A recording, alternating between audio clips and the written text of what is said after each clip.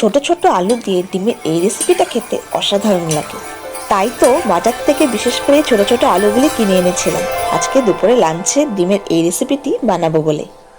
নমস্কার, আমি সোনামণি, সবাইকে স্বাগত সোনামণি রান্নাঘরে। আশা করি সবাই সুস্থ আছো এবং ভালো আছো। আজকে আবারও চলে এসেছি তোমাদের সঙ্গে শেয়ার করে নিতে একটি নতুন রেসিপি।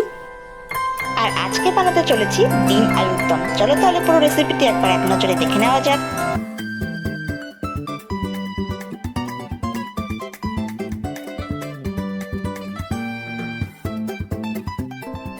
সবার প্রথমে আমি এখানে আমাদের ডিম এবং ছোট ছোট যে আলুগুলো রয়েছে সেগুলোকে একসঙ্গে বয়েল করে নিয়েছি।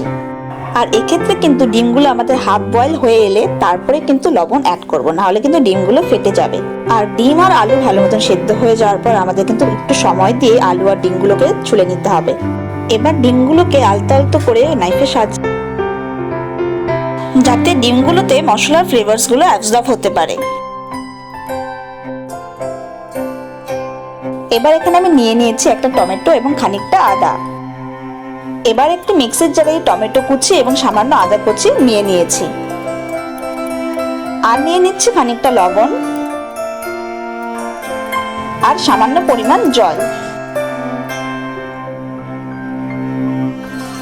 এবারে সবগুলি উপকরণগুলিকে একটি মিক্সারের জারে ভালো করে মিক্স করে নিয়ে আমরা ফাইন পেস্ট বানিয়ে নেব। যেহেতু আমি এখানে টমেটো ব্যবহার করেছিলাম বলে পেস্টের রংটা কিন্তু লাল হয়ে এসছে। এবার এই মশলার পেস্টটিতে আমরা অ্যাড করে নেব প্রায় 1 চামচের মতো হলুদ,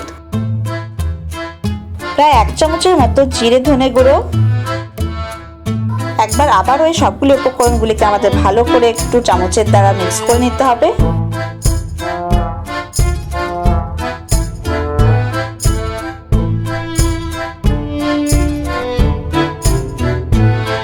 কড়াই গরম হয়ে এলে কড়াইয়ে তেল দিয়ে দেবো। আর এখানে আমি সরষের তেল নিয়ে নিয়েছি। আর তেল গরম হয়ে এলে এখানে আমাদের একে একে আমাদের ডিমগুলো দিয়ে দেব। এবার দিয়ে দেবো খানিকটা লবণ এবং খানিকটা হলুদ গুঁড়ো। এবার ডিমগুলোতে যাতে ভালো মতন লবণ এবং হলুদ প্রবেশ করে তার জন্য কিন্তু আমাদের নেড়ে যেতে হবে। এবার ডিমগুলোকে কিন্তু আমরা একটু ভালো করে ভেজে নেব। আর চারপাশ থেকে ভাজা ভাজা হয়ে একটু লাল লাল হয়ে এলে আমরা কিন্তু ডিমগুলোকে নামিয়ে নেব। আর এখনকার দিনে ডিমও কিন্তু ভীষণ ফোটে, তাই একটু দূরত্ব বজায় রেখে কিন্তু আমাদের ডিমগুলোকে ভাজতে হবে। আর এক্ষেত্রে কিন্তু ডিমগুলোকে একদম কড়া করে না ভাজাই ভালো, হালকা লাইট ব্রাউন হলেই কিন্তু আমরা নামিয়ে নিতে পারি। আর এখানে আমার ডিম ভাজার পরে সামান্য তেল রয়ে গেছে, তাতেই আমি আরেকটু সামান্য পরিমাণ তেল অ্যাড করে নিলাম।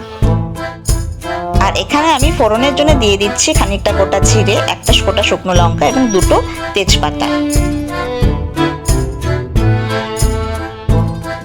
আর এখানে আমি প্রায় দুটো বড় বড় পেঁয়াজকে কুচি করে কেটে নিয়েছি। আর এদিকে আমার ফোড়নের মশলাগুলো যেহেতু লাল লাল হয়ে আসছে, তাই আমি এখানে অ্যাড করে নিচ্ছি আমার কুচনো পেঁয়াজগুলো। আর এবার কিন্তু আমাকে পেঁয়াজগুলোকে ভালো মতো নেড়ে নিয়ে লাল লাল করে ভেজে নিতে হবে।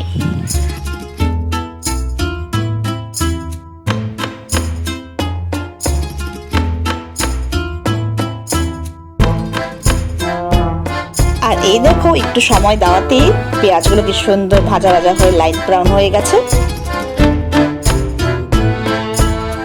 এবার এই পর্যায়ে আমরা কিন্তু আমাদের আলু সেদ্ধ করে যেগুলো রেখেছিলাম সেটা আমরা অ্যাড করে নেব। আর এর মধ্যে থেকে কিন্তু কয়েকটা আলু আমি রেখে দিয়েছিলাম, যেটা কিনা আমি অল্প অল্প করে স্ম্যাশড করে দিয়ে দেবো। আর এতে করে কিন্তু আমাদের তরকারিটাও বেশ ঘন ঘন হয়ে ওঠে। আর তরকারির ফ্লেভারটাও কিন্তু অনেকটাই বেড়ে যায়। আর এখানে কিন্তু আমি অর্ধেকটা আলু গোটা রেখেছিলাম আর অর্ধেকটা আলু হাতের চাপে হালকা করে স্ম্যাশড করে নিয়েছি। এবার এই গোটা গোটা আলু এবং আলতো করে স্ম্যাশড করে নেয় আলু দুটোকে ভালো করে নেড়ে একটু মিক্সড করে নেব।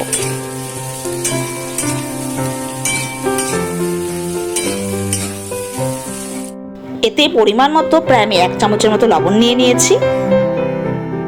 এবার লবণটাকে আমরা ভালো করে একটু মিক্সড করে নিয়ে আলুগুলোকে কিন্তু ভাজা ভাজা করে নেব। আর এখানে আমাদের আলুটাও কিন্তু প্রায় অনেকটাই ভাজা ভাজা হয়ে এসছে। এবার কিন্তু আমাদের এখানে আমাদের মশলা যেটা আমরা বানিয়ে রেখেছিলাম সেটা অ্যাড করে নেব। আর তার সঙ্গে অ্যাড করে নেব খানিকটা পরিমাণ জল। যাতে করে মশলাগুলো নিচ থেকে লেগে না যায়। এবার সবকিছুকে একটু ভালো করে আমাদের নেড়ে যেতে হবে।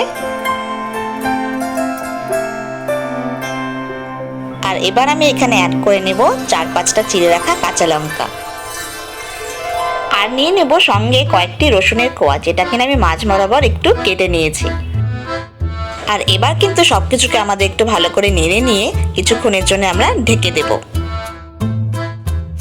আর এখানে কিন্তু আমাদের খুব একটা বেশি সময় ধরে আমাদের ঢেকে রাখতে হবে না, প্রায় 2 থেকে 3 মিনিট ঢেকে রাখলেই হয়ে যাবে।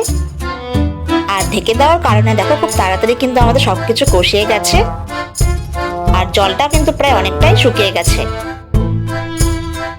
আর মশলাগুলো কিন্তু আমাদের ভালো মতন কষানো হয়ে গেছে। আর মশলাগুলো থেকেও কিন্তু তেল ছাড়তে শুরু করে দিয়েছে, তার মানে কিন্তু আমরা বোঝা যাচ্ছে আমাদের কষানোটা প্রায় অলমোস্ট হয়ে গেছে।